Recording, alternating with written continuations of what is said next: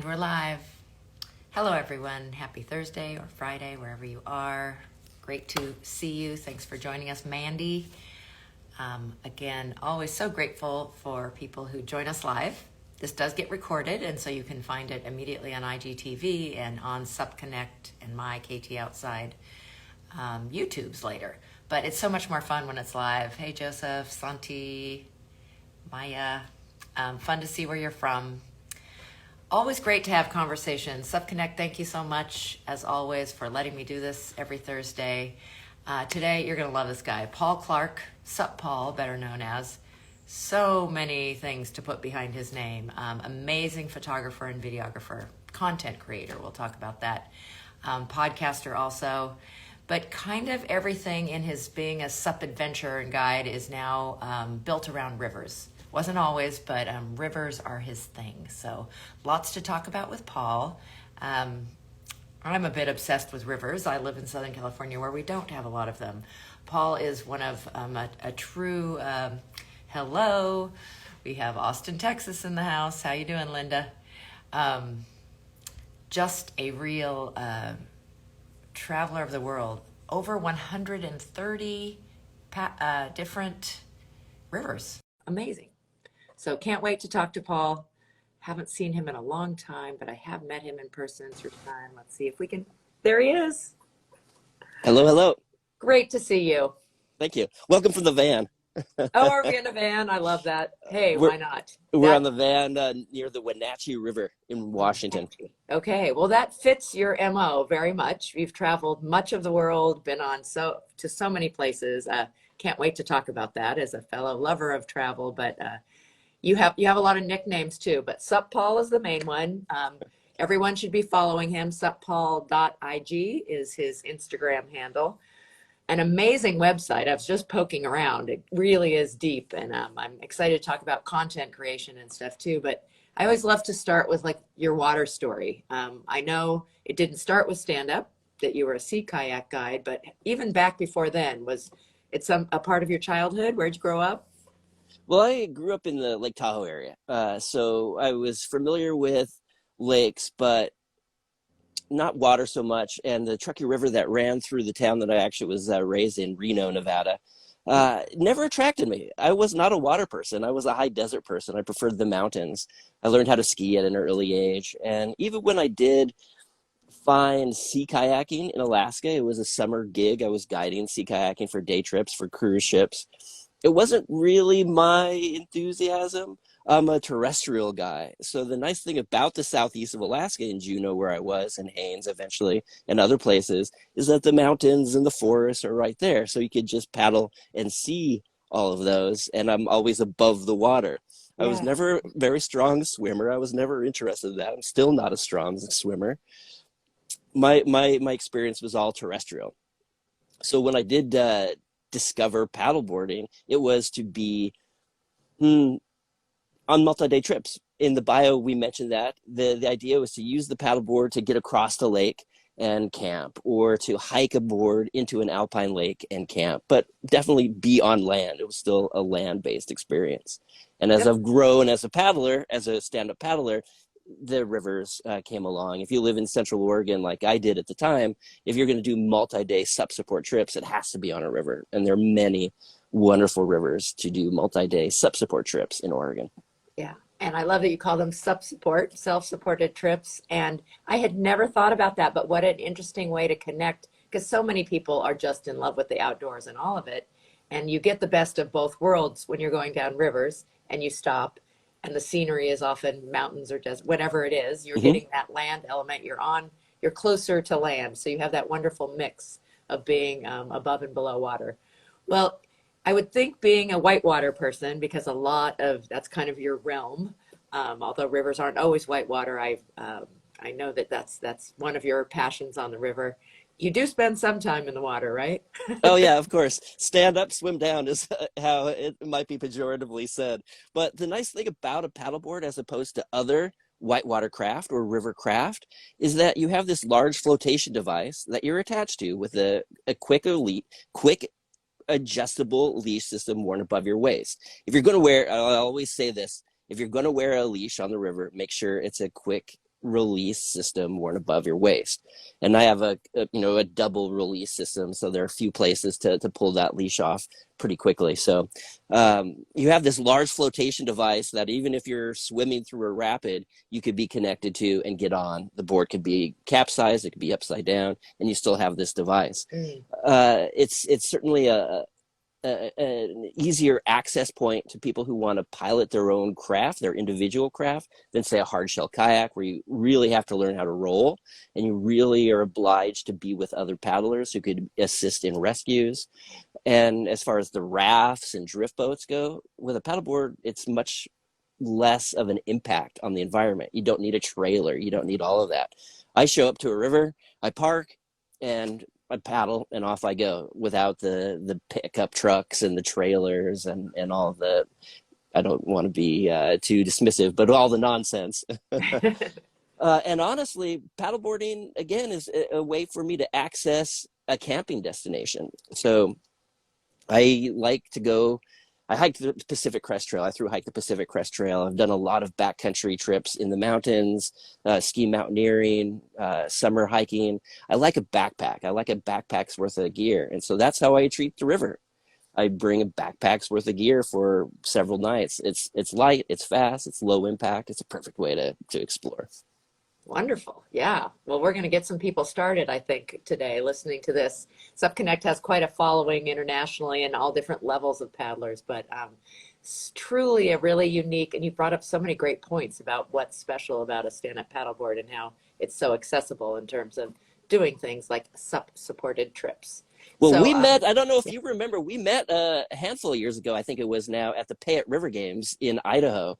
You coming from California, I don't know your river background, but you've seen some of the best paddleboarders in the world, including the Kai Lennys and the Mo Fridases and the Candace Applebys, who were coming to this Idaho river to compete in a river-specific paddleboard event. The cash prize was phenomenal, and it of course attracted those better people. But we talked, and it was good to listen to your perspective about paddleboarding, because at that point in my career, this is, I'm a few years into it, I'd been pretty much just a solo guy. I've been doing my own thing, learning how to paddle, learning how to navigate rivers. And it wasn't really until the Payette River Games in 2015-ish, 14, 15, yeah. where I met you, that I learned that there's actually technique. There are people who are doing it. There are people who are getting paid to do it. There's publications like SUP Connect online that are encouraging people to explore in their own ways. And of course, you were very inviting and friendly and informative. But it was that time that I really learned the community of paddleboarding. Mm-hmm. Yeah. Yeah, that was an amazing event. I'm so grateful, since it only lasted a couple of years, that I made the effort to get up there. I did not have a river background.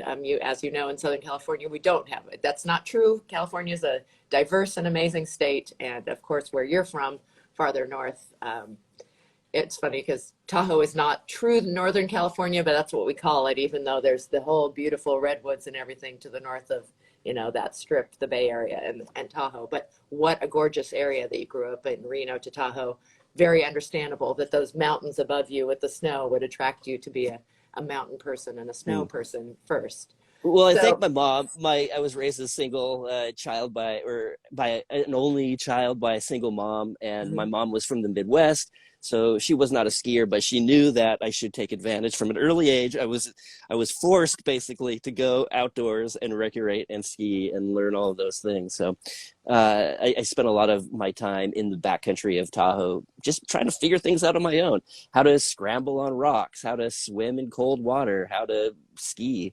A lot of my life was just spent, fortunately, in that wonderful wilderness area that surrounds Lake Tahoe, and also the high desert lakes like Pyramid and other lakes out there.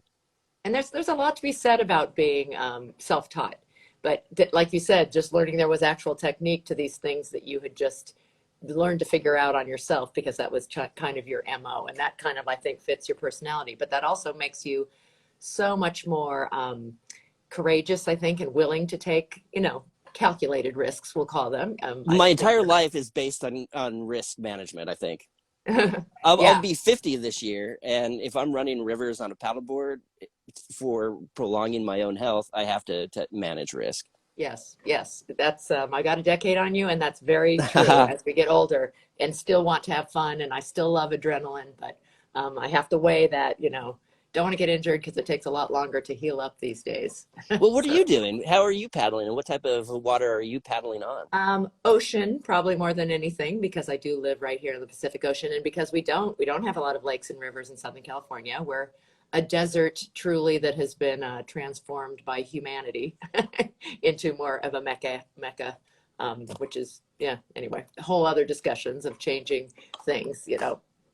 Changing Um, ecosystems. yeah. So I Are think you on the for water every day, do you think? am I on the water every day? Not quite. For 4 or 5 days a week.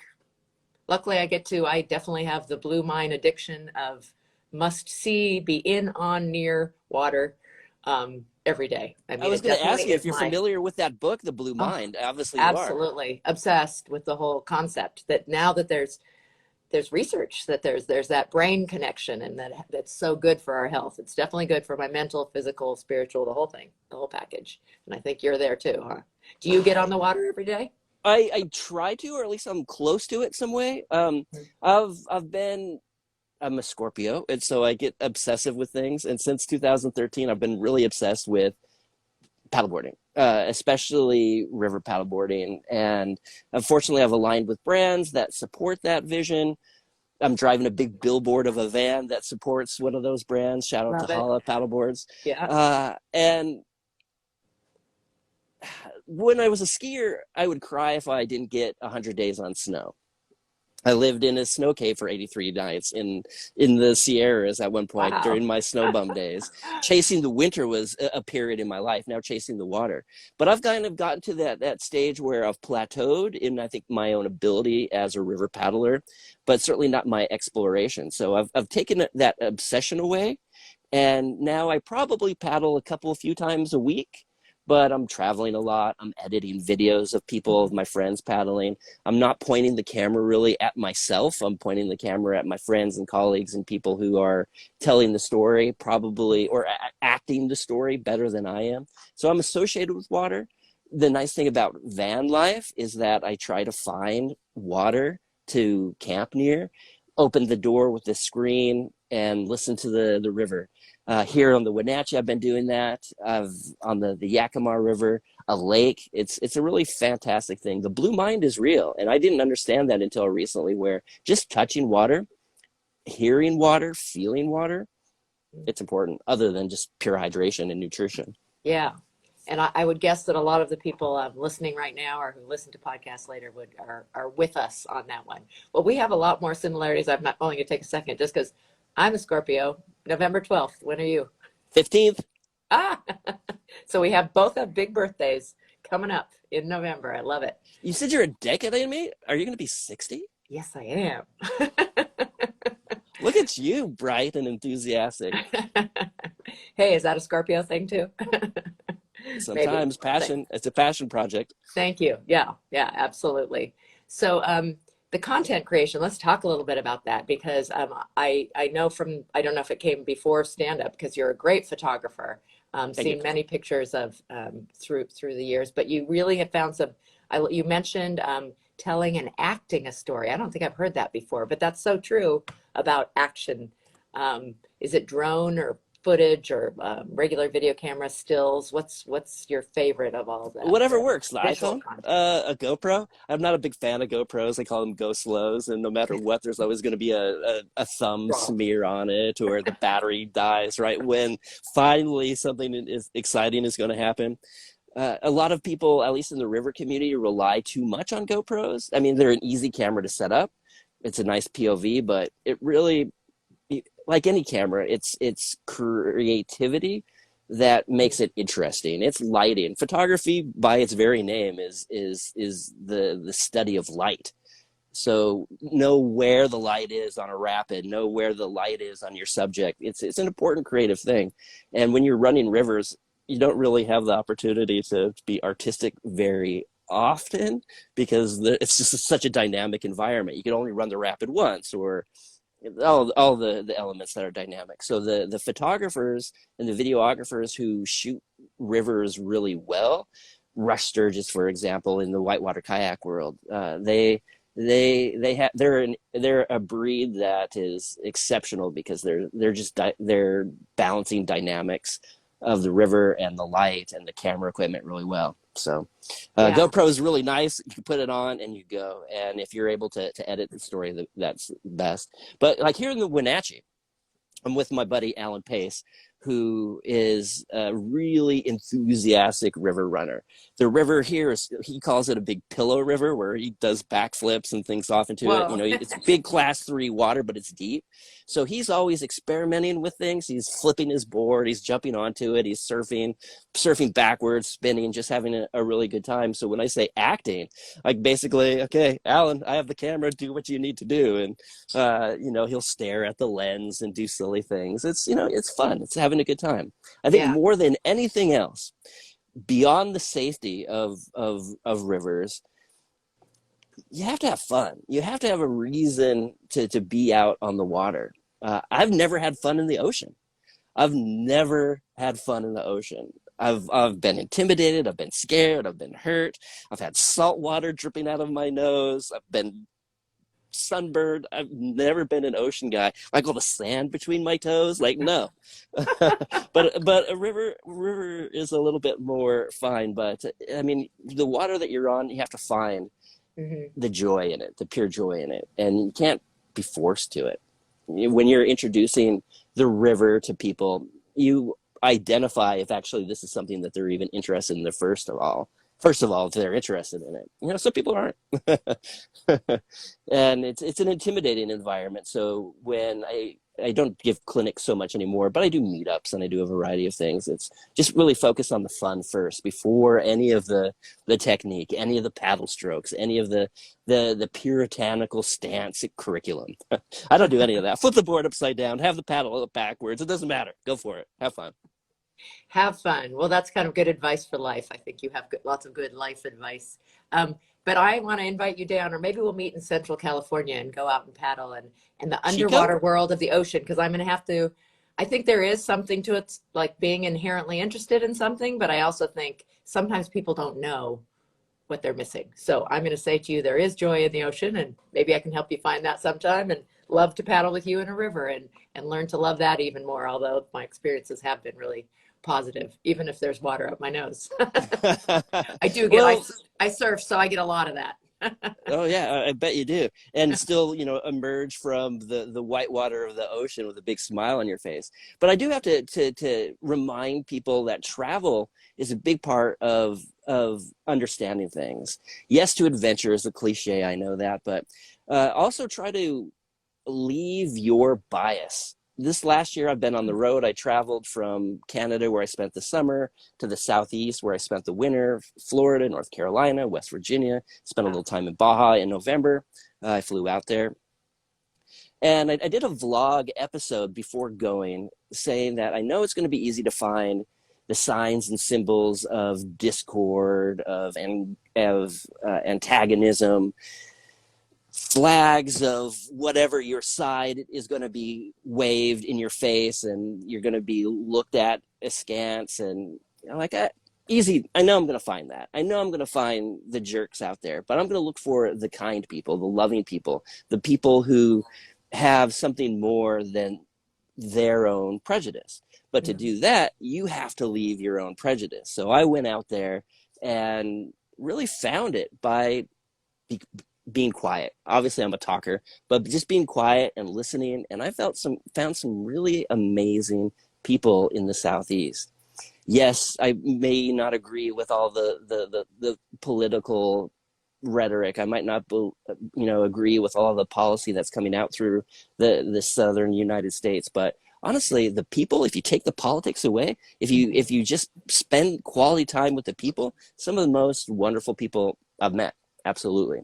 Yeah. And the same thing, that's a long, circuitous way of saying, yeah, show me the ocean.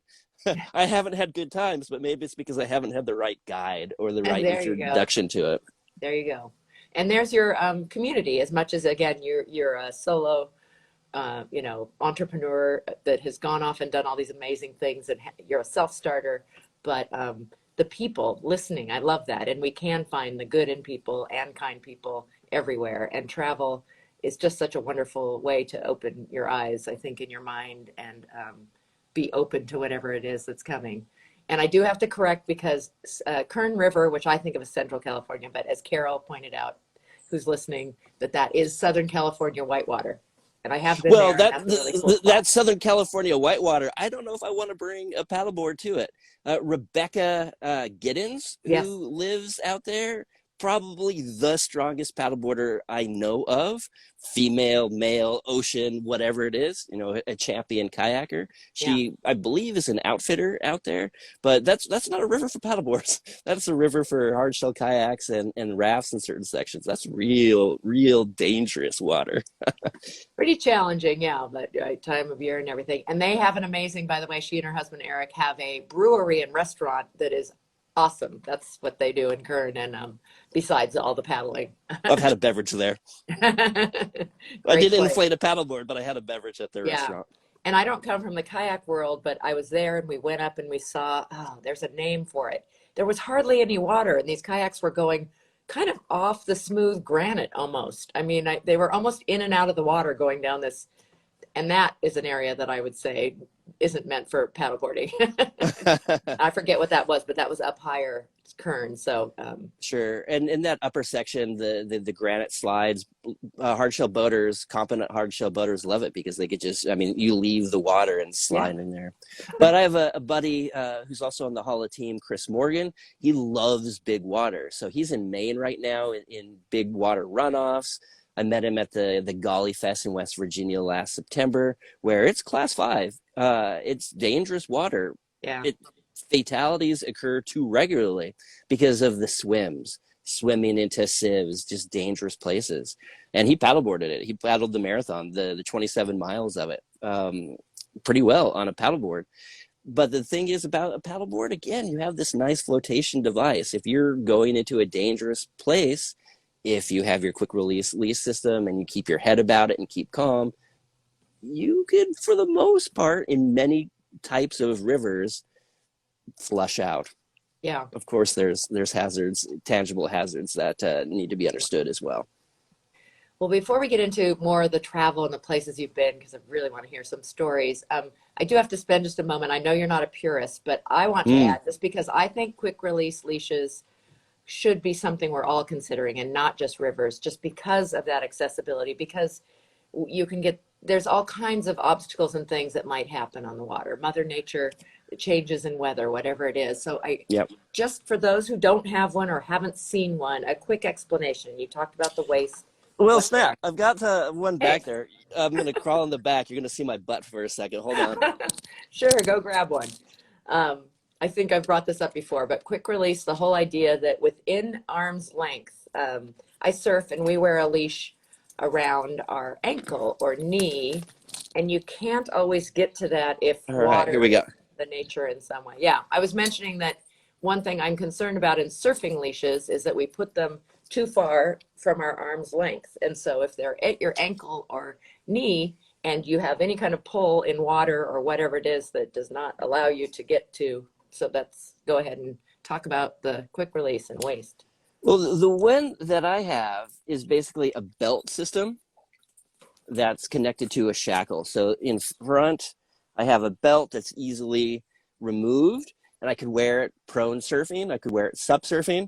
And then behind me is the shackle that pulls, and it's free. The nice thing about having on a belt system, that no matter if the board gets in front of me and the shackle pulls forward, I have that system. This is a river specifically, so it's coiled. It's a 7-foot coil. A lot of ocean surfers prefer to have a straight leash because they're stepping on the leash a lot. And then I connect the board directly to the D-ring in the back with a locking carabiner. Again, that's a river thing. And I just always wear this on my shoulder or on my PFD. I always have it with me. It's not attached to the board at all when I'm walking around with it. So it's a shackle system and it's a belt. And you could attach those to a variety of vests. And, you know, leashes could save your life in the ocean and on the river, but they could also kill you. So it's a controversial thing, and it's better maybe not to have a leash and paddle with people who are competent in rescue than wear a leash inappropriately. And a leg leash, anything below the waist is a leg leash. It's an ankle leash. And unless you have abs like Laird Hamilton, and probably not even him, if your leash gets caught in a river hydrology, you simply won't be able to crunch to release that leash around your ankle, around your leg.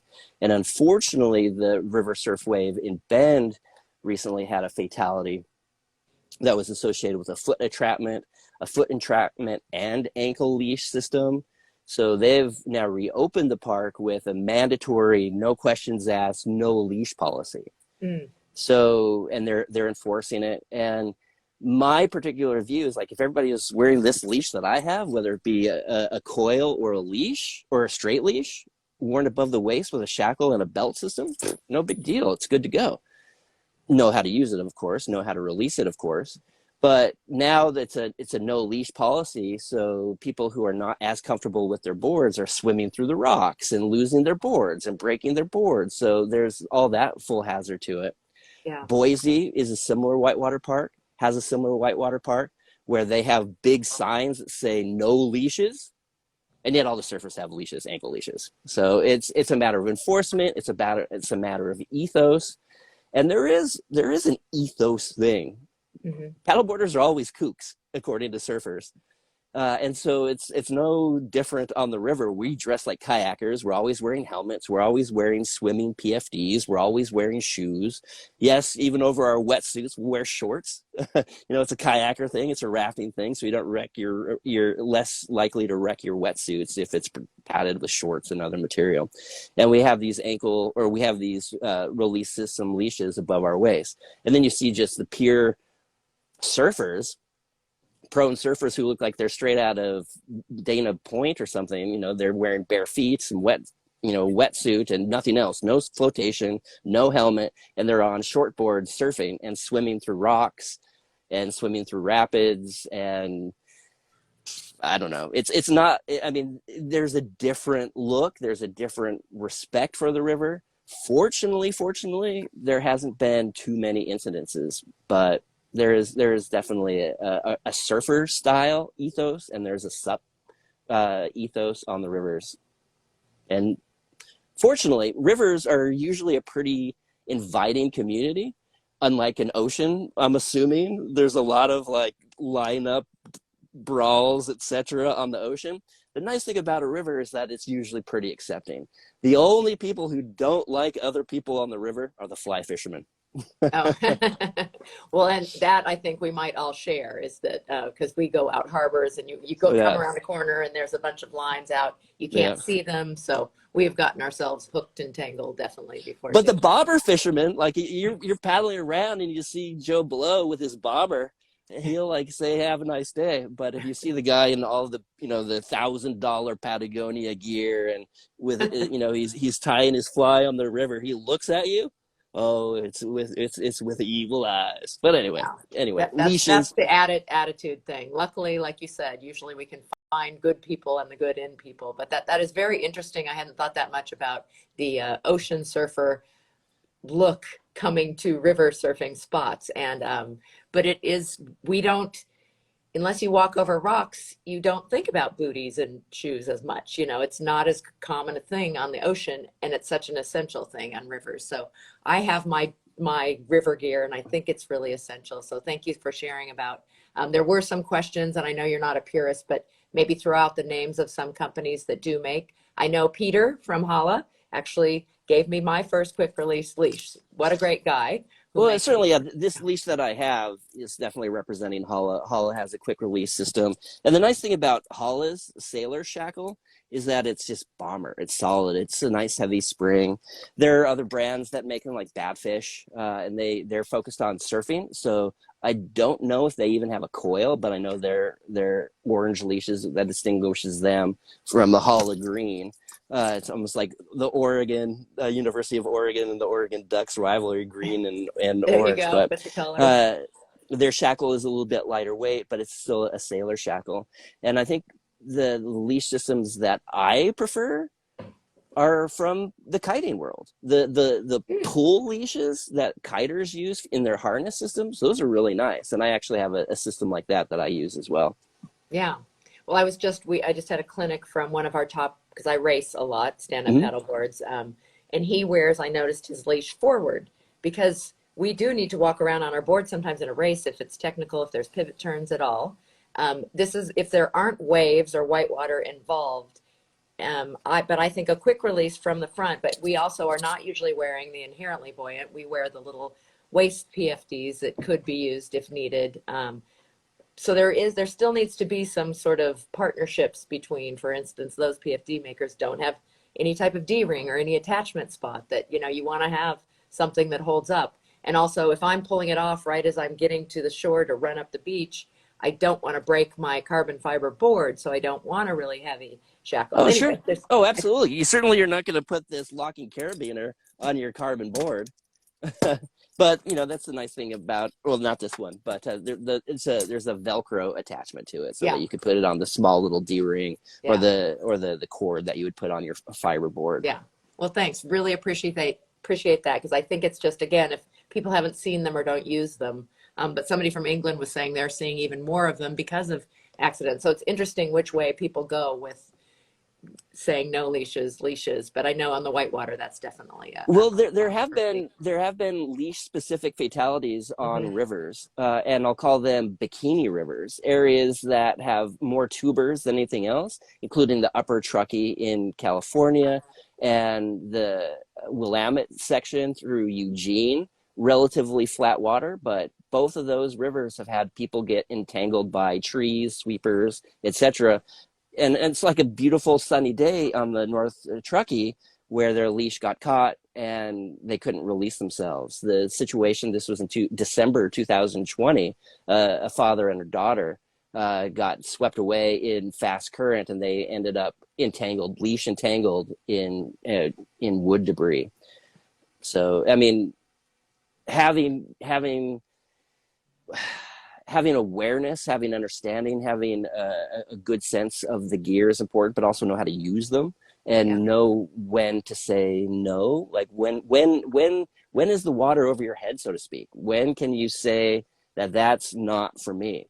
Yeah. For rivers, I had to go find that out myself. For the ocean, I just look at a crashing surf wave and I'm like, nope, not for me. That's an exaggeration, but you get it. Yes. So you're looking at the comments, I'm sure. Hopefully we could answer some people's questions that we have out there. Yeah, so they were giving each other advice on which ones they use. Okay. And some different brands and stuff mentioned, as you did, Badfish and Holla. And regardless of the brand, regardless of the material, know how to use your equipment. And use your equipment in a way that suits your needs. If you're wearing the leash ahead of you, that's probably because it suits your needs. If you're wearing a straight leash, if you're wearing a coiled leash, it probably is serving your needs. If you're on an inflatable board or an epoxy board, it probably is serving your needs. But as we said, I'm not a purist. I don't criticize. I try not to criticize someone for the equipment they're on. Heck, if it's a Walmart board and they're enjoying it, perfect. Right. Perfect. And if that Walmart board gets them out on the water and they could explore in a responsible way, even better. Right. So it's just that education piece and being responsible. But as long as they have made educated choices, I'm with you. Let them find the joy, right? Find the joy. And with I mean, it's called stand-up paddleboarding. And so a lot of people will assume that your paddleboard, you need to stand up it on a river. You have to be able to stand through the rapids or it's not a true sport. But it's called stand up because you could stand up, but you could also sit and kneel. You have options that a kayaker or a boater doesn't have. You could stand, you do downward dog, who cares? And so many people, especially males, especially athletic males from a whitewater background who might be top heavy, they get on a board and they bend over. Well, they think they're bending over, but they're just bending over at the waist. They get top heavy and they fall in and confirm that this sport is dumb. I am working on a project called The Future is Female, and just like climbing, like mountain biking, kind of like a woman. And in rivers, I see a lot of women just naturally gravitate to their center of gravity, sinking their butt into the heels. So I've learned a lot about curriculum just by watching females who may not know what they're doing do their thing. And But yeah. typically they sink down. And I Hmm. saw that with Kai Lenny. I saw that with Mo Freitas at the Payette River Games. Those guys didn't know anything about rivers, but they knew about stability. So they just sink their butt to the board, almost like, are they sitting down? No, they're just really low, and they don't fall in that way or fall in as much. Like, that makes sense. Really So good point. Yeah. yeah, so when I'm instructing a person uh, technique that sets them up for success, I basically say, don't bend at the waist. Sink your butt into your heels, and that's a good way to go. And run stuff on your knees. I run stuff on my knees all the time, especially when I'm photographing. The idea is to be safe and have fun. Do a handstand through the rapid. It Yeah. doesn't matter. Yeah. Well, and it applies to moving around too on the board and being able to Absolutely. move and control it, but you still Absolutely. need to keep that center of gravity. Yeah, definitely. Huh. That's funny. Hi, Michael Booth. We were just talking about you. He just joined. So I'm obsessed with maps, and you have a map on your website with dots. Well, I guess at least 130 dots. So you've been Well, on yeah, other continents all over those the dots have US. increased since the last time I modified my website. I did some math, and I've paddled on a board over 130 rivers throughout the United States, Canada, Japan, New Zealand, Europe, some pretty amazing places. And again, Yeah. that idea of travel opens opens your perspective if you're willing to let go of your bias. And for the bias for me is leashes. I think it's just safe to have a leash, a quick release leash worn above the waist. Repeat that, repeat that, repeat that. But the Europeans, especially the Czechs in particular, who are fantastic paddleboarders, by the way, the Czechs are fantastic river paddleboarders, and they all come from slalom backgrounds. They never wear leashes, and so they browbeated me for not wearing a leash, and I browbeated them they browbeated me for wearing a leash, and the other way. And okay, I get your safety concerns. Let's talk about it. This is why I do it, why I don't do it. But there was a day that I was with 30 really quality paddlers on a river in Austria, and a lot of these really quality paddleboarders were rescuing each other and swimming. And I'm like, man, if you just had a leash, you wouldn't require that rescue. But amazing paddlers in Europe, amazing paddlers in Japan. I had a really great time with an Australian friend touring 16 rivers in New Zealand. Rivers are diverse, rivers are fantastic. And honestly, there many more rivers in that class too. We're not going to go over the class systems for rivers, but the basic fun ripply rivers of the world are a lot more than the class 5 rivers that Dane Jackson is doing cartwheels off with his Red Bull helmet. So rivers, they're just an accessible geography for people in Kansas or Florida. I paddled a lot of rivers in Florida this year with gators and manatees and springs. Like, yeah, this is a river. Absolutely, it's a river. Yeah, you've got a New Zealander on here that's saying yes Uh, about that. That's must be just an absolutely gorgeous place. Again, your well, love of the two mountains. islands, the north and south, after with COVID restrictions, I haven't been back in several years, but they're uh, uh, I did a multi-day on the Whanganui River in the south in the North Island, which is the popular river for canoeists. So it was great to do that on a paddleboard. And the Buller River is a popular river on the South Island for rafters and kayakers. It's like fantastic. I love it. Yeah. Give it to me. I want it all. You've been a decade in. Do you think you've maybe been on some rivers as the very first stand-up paddlers? Maybe they've been discovered by other craft, but I don't or really you, follow that type of yeah, thing. It doesn't really matter because how is it, I mean, what does it mean? When I first started teaching myself how to run rivers, it was the Big Eddy Rapid in Bend, outside of Bend. And at that time, 2012, 2013, The only YouTube video of a paddleboarder going through those rapids was a guy on like a surfboard, epoxy surfboard or whatever, you know, lying with no paddle, just lying belly first and going through the rapids. But that was the video. So I get a lot of information from videos. I get a lot of information from maps and people's social media to see what type of scene is there. Can this be run on a board? Are there fishermen? Are there tubes? Are there rafts? What type of environment are people recreating? How are they recreating? That's how I do a lot of my research. I'm not so interested in, is it a first descent? Who cares? Yeah. You find joy in other ways. Yeah. Absolutely. Absolutely. So, do you guide trips very much in these places, or is it usually you going on your adventure? Not anymore. I mean, that's obviously as a professional guide, I've been a guide in the mountains and as a sea kayaker for a lot of my adult life. And as any guide could tell you, it's a lot of hand holding. It's a lot of false encouragement, like, oh, you guys are doing great, and the guides hate you because you're not doing great, but they're looking for you to be as comfortable as possible. I'm not looking for people to be comfortable. I'm not looking for people to be on vacation in certain environments. The thing, what I've always said, the thing between an expedition versus a holiday is that a lot of the times that you spend on an expedition are not good in the moment. They're great in retrospect. So I'd much rather be with people who are not paying me to be in a wilderness environment so that I could encourage them properly and they could encourage me. The person that I traveled through New Zealand with was an Australian called Connell Herbst. And she's just this amazing person. She's a coal miner in Australia. She drives those big trucks that are like 3 stories tall. But I was doing some outfitting in Chile with a Chilean partner of mine. We knew each other in Portland. He said, hey, let's do this thing. You do the marketing, you do the safety, you do the curriculum, you provide the gear, and I'll provide everything else. So we did that and met her. She was a paid client on that. And it was with her that I stopped guiding. Because I was reminded that I don't enjoy guiding. Like I was carrying all the gear up this slope, and then all of a sudden the gear got a lot lighter. And there she was, the paid client, carrying the gear with the concept of like, well, the boards need to get up there and let's get the job done. Like, yes, that's what I want. I'm done guiding. I'm not outfitting anymore.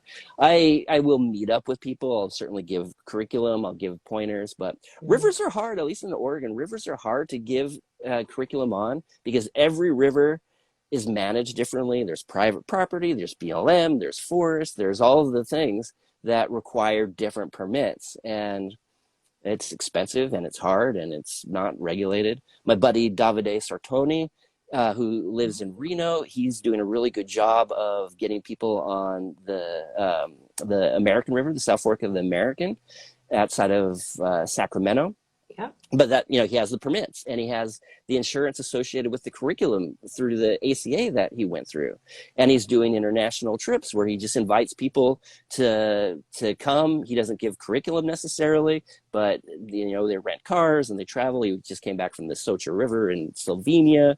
He does a Middle Fork trip on the salmon in Idaho. Basically just rent some rafts and off they go. So there's that type of element too. So Davide is one of those people like Rita Boychuk up in Canada who are encouraging people through curriculum and through gear and through advice, getting more and more people on the water. And talk about the future is female. Man, go up and paddle in Canada. It's all females. I love it. That's so great. And I love that whole direction. Have you been on is it the Socha? Because those pictures, I follow him and have interviewed Davide, and wow, the water just is spectacular. The water is spectacular, and Slovenia, there are special places in the world, and Slovenia is one of those special places for the geography, for the cultural integrity. It is basically the crossroads of Western and Eastern civilization. Those Julian Alps, you can essentially see the Mediterranean in these mountains. These beautiful mountains have been crossed for thousands of years of people migrating back and forth through Europe, through invaders, scenes of just tragic, bloody, brutal battles in World War One. That blue, beautiful, crystal clear river, they say, flowed red during World War One. And I come from a historical background. A quick little story on that Slovenia River. 1 million people died because of conflict between 1914 and 1917 in that valley. 1 million people. That's insane. This is a crucial area for like tactical, blah blah blah. In context of all the battles that American U.S. people have been in throughout from the revolution to Vietnam to Afghanistan, not even close to 1 million people. 1 million people died in the Socha Valley in a handful of years. Like, people are bastards. Yeah. And so I'm looking for the love. I'm looking for the peace. And right now, fortunately, floating through Slovenia is a peaceful experience. Yeah, it looks absolutely spectacular. I've been to parts south with similar history. Part of why we don't know that peninsula is because it's been the crossroads and war-torn in our lifetimes. Even in our lifetime, yeah. Yeah. So, yeah, it was wild to see what they've been able to preserve of their history, and really dynamic. It's super interesting, like in Dubrovnik, but also that right above is a fort that just a few decades ago was live, and that they were bombing, and crazy. But that's quite a wild story. I did not know the history of that valley. Gives you and history has a way of repeating itself, as the cliche goes. Let's try to hope it's cliche and we start learning at some point, right? Aren't we beyond these? Yeah. And I have to say, I've become a better person because of paddling. I've become a better person because of river. Going with the flow, also that fortune cookie saying, going with the flow really means something. You have to have a certain pace. The river only goes so fast, and you can only paddle so fast with it. So if you go to a river after driving at highway speeds, it takes some time to find that pace of the river. And that's why I like multi-day trips. And now when I drive, other cars, other traffic, other signals and hazards are just like hazards on a river. You anticipate them and move accordingly. Do you really need to just smash your board against the rock because the rock was there? No. Do you need to flip the rock off because the rock was there? No. And you should drive the same way. I love that. So much life advice from the river and from you, Paul. That's fantastic. We're getting close to our hour. Yeah. Duffel bag paddleboarder. That's one of your nicknames too, right? In the whole self-supporting. If you could give a few tips to someone who wants to do that for the first time, I know you're probably an expert on that, packing like in the backpack and all, but could share maybe a few getting started tips, maybe to that person who hasn't backpacked, because that's a great analogy for those who have. Yeah, the backpacking, for my experience, the backpacking is the informative experience. So knowing how to sleep on the ground comfortably with a sleeping bag and a pad, what type of tent you're going to be bringing, how are you going to be preparing your food, is it going to be dehydrated food? Everything that I do on the water is a backpacking trip. The same gear, for the most part, that I would take in the mountains, I take on the river. The backpack is now a dry bag. But I really focus on being as light and fast and efficient as possible.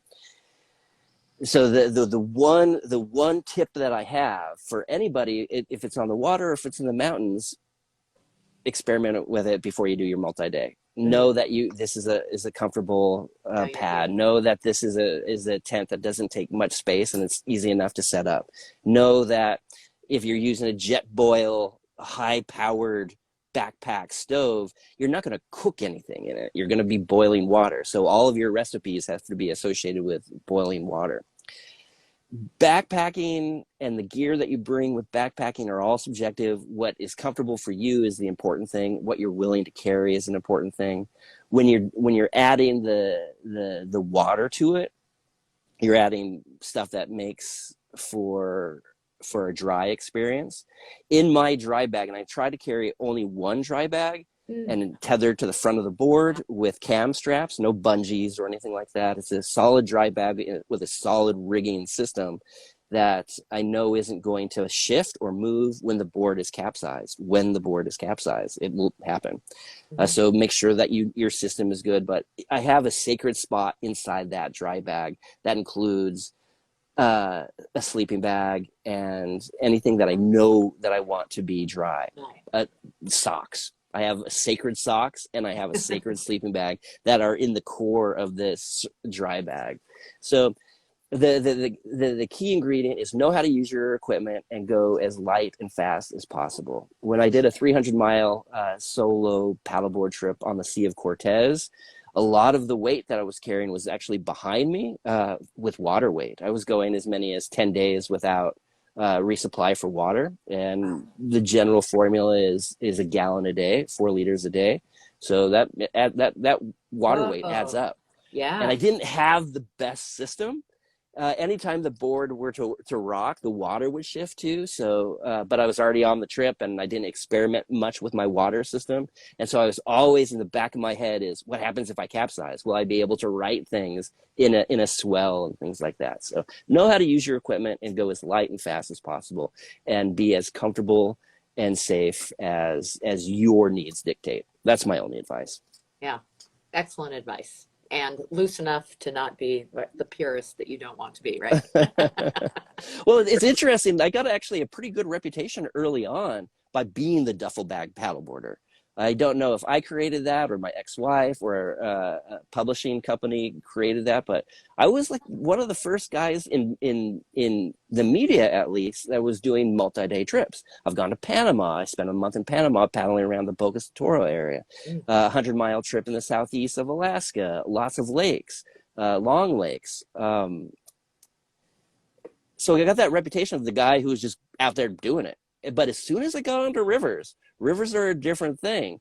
People are seeing like this guy clearly doesn't know how to run a river. I was wearing, like, in my first river trip, I was wearing a bicycle helmet. This guy doesn't know how to know a river. So that reputation that I had in open water quickly was dismissed when I got onto rivers. And that's too bad, I suppose. But I did things wrong. And I admit that I did things wrong. I injured myself when I didn't need to, and things like that. But you develop and you learn. And fortunately now, because of people like Davide and Rita Boychuk and so many others who are offering curriculum, you don't have to crack a front tooth and break paddles and lose gear on the river once you have just a better system of how to navigate Yeah. through rapids. Yeah. Well, back to media and those who create content, you have lots of videos and all too. And it's easier than it's ever been to absolutely be able to do that research ahead of time, to get a feel for what it's like, to get, Yep. Equipment suggestions and before you buy, and then test it out yourself too. Like you said, so important, but we can get a lot of education and information these days. But I'd like to be more of an education source than entertainment source. I think I'm just entertainment for the most part. Like, oh, look at a pretty river and people paddling down it. I think what I want and always have wanted to be is more of a journalist and being a source of where you can go paddle and the safe things. But it's hard, and when I'm on the road, I only can edit so much, and with brand obligations, I have to edit this project, and then that means, oh, I guess I'm not going to update my website for another year. Yeah. But I see you as you're a storyteller, and I think that's more important than ever these days. So while the factual stuff in education, there's a different kind of education in stories and sharing people's stories, and you weave that in even when you're doing these other things that need to get done to enable you to have the lifestyle that you do. So kudos to you, I think, in doing that. I mean, it just feels special what you're doing, and a different mix of everything, which I think is fantastic. So keep at it. Is that Brent that just gave a thumbs up? Yes. Yeah. What a good operation that guy's got going in Oklahoma City. Yeah. Well, and Brent and I would love to invite you down. I'm going to be there at the end of next month. There's a water festival. Are you doing that Red Bull thing? Well, there's actually also a SUP competition, and I'm the race director going on. So we have 3 stand-up paddle races. We have 50 of the best Olympic kayak canoeists from all over the world who are invited for a different event. And then there's the Red Bull Rapids event, which I was hoping maybe you were already going and had a team, but Huh? hey, No, we I should put don't. together a team. Is, We need it. is there a paddleboard race through the channels? It's sprint, tech, and distance in the river. Okay. And then Red Bull Rapids, of course, is Saturday after. We're stopping our racing. Everybody's going to be watching or involved in the Red Bull Rapids Saturday afternoon. They have an after party. There's a world party on Friday. There's these Olympic events. It's quite a festival of things together that I Mind have you, found this myself is in. in Oklahoma City, Oklahoma. Yes, it is. It's going to be warm. But it's an amazing facility. And that was kind of one of my questions to you. But Brent lives there, of course. Do it, he says. And then we have a couple other people who are on here. The Linda Austin Surf Betty, woohoo, she's going to be there. Anyway, it's very interesting because it's an ICF World Cup, our event, which is the first time they've done something in the U.S. They're very usually European centric, so we've got them in the U.S. So lots of interesting stuff going on, and a good crossing, I think, of different paddle community people. Could be That's fun. the facilities that are in Oklahoma City for water sports are pretty phenomenal. Yeah.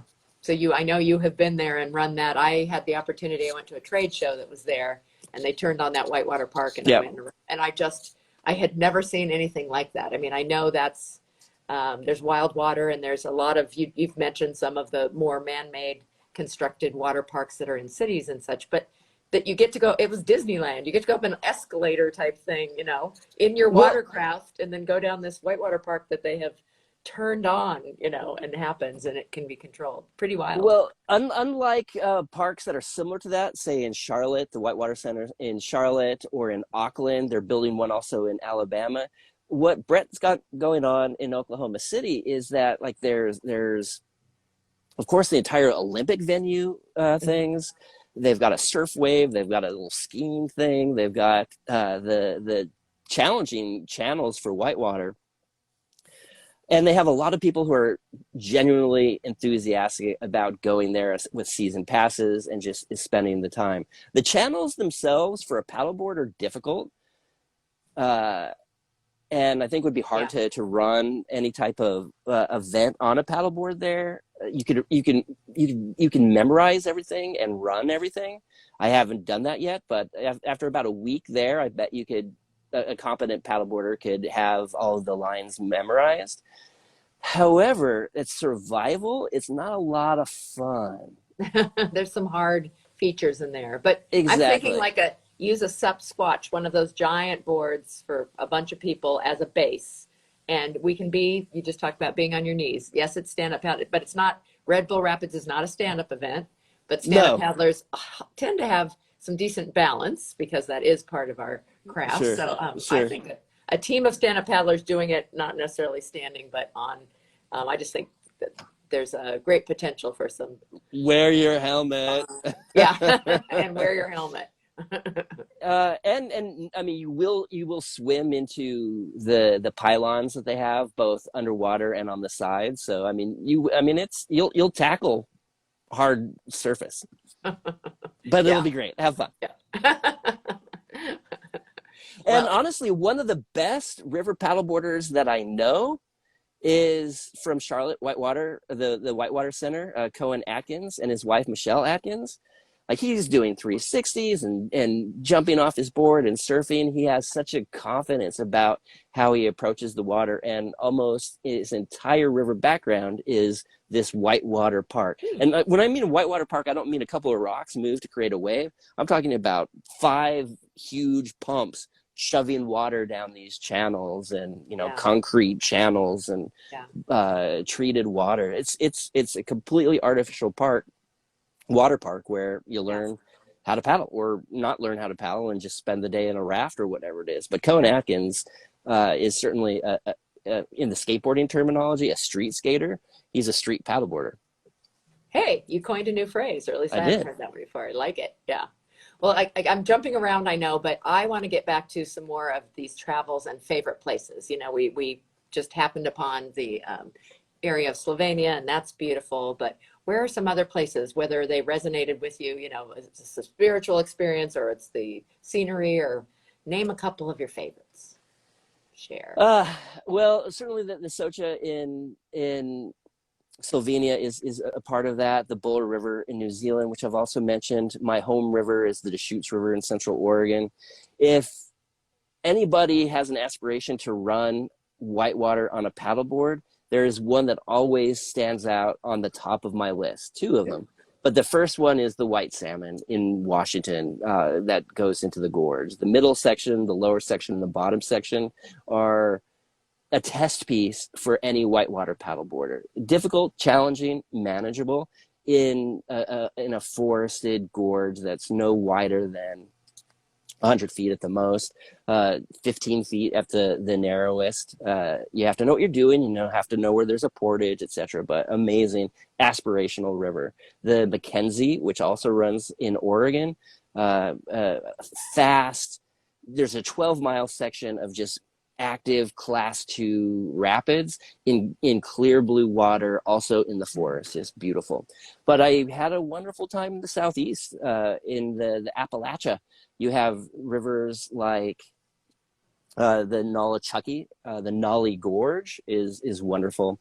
But the spiritual places are interesting. I was hosted in Japan by a paddler named Yaku. Maybe you've even interviewed Yaku. Yaku Style is his social media presence. Really good paddler who in true Japanese form comes from like a samurai background. His name, that I'm not going to butcher on social media right now, I'll just call him Yaku.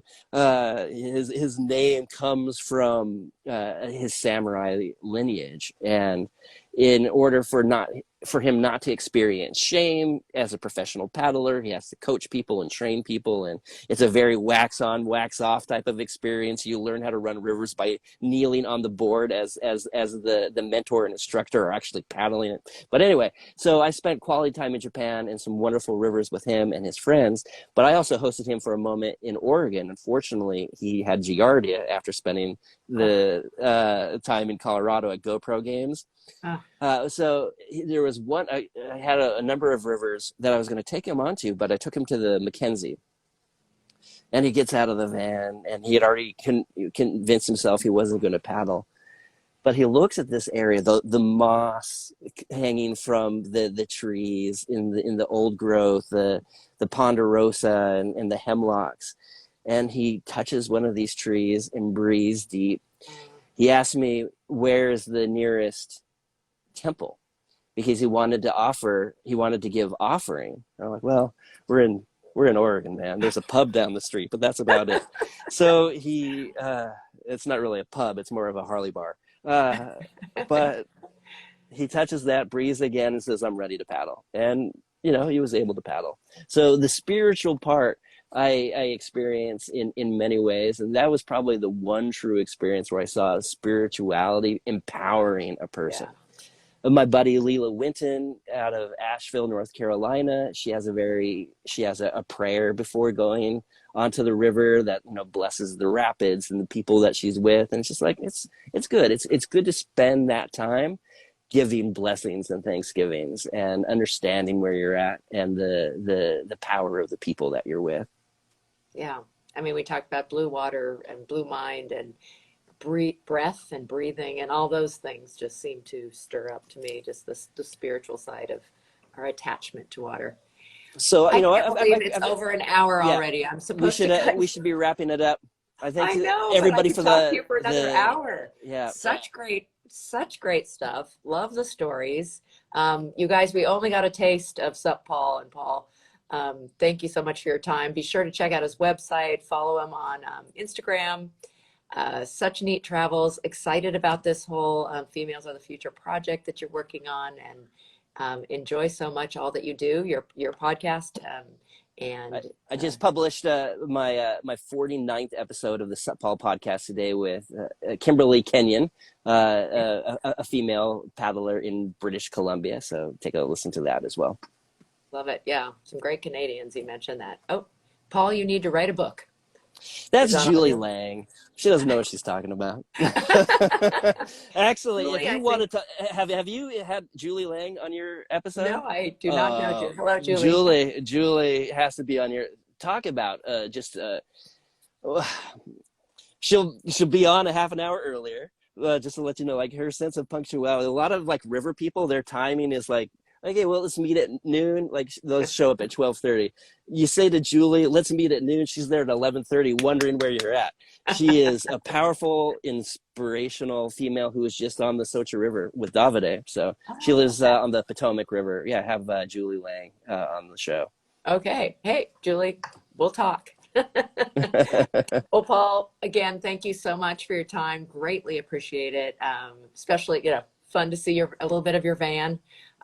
Your life is amazing, and you're sharing it, which I think is just a lovely thing. So, thank you, everyone who's had a chance to listen. Tell your friends because this is recorded. It's immediately on SUP-Connect's IGTV, and then it will be on YouTube by early next week in at least a couple of places, SUP-Connect and KT Outside. You can Thank you put so it much on for your yours time. somewhere too if you'd like. Oh, my pleasure. Absolutely. Take care, Paul. Hope to run into you somewhere soon. I Oklahoma. love you too, Julie. Bye-bye, guys. Take care.